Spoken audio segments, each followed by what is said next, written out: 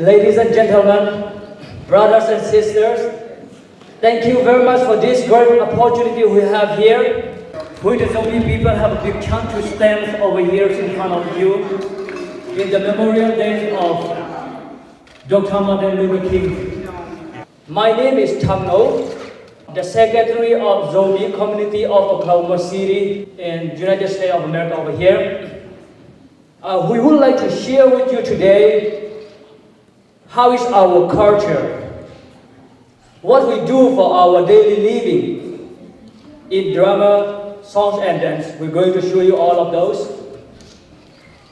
We the ZOMI are from the northwestern part of Myanmar and some know it as Burma. The song is specially composed for the ZOMI people, and the song says how our unity is important for the development of our land, development of our country.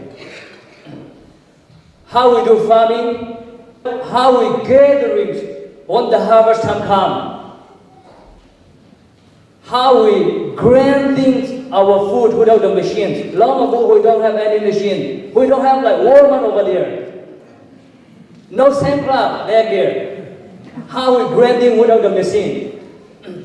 We prepare our clothing, same like this, without the machine. We make it those from cotton.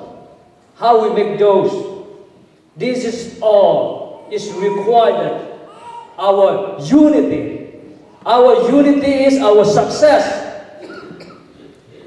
May the Lord, our God, who bless the ZOMI people, bless you all, and please enjoy our show. Thank you.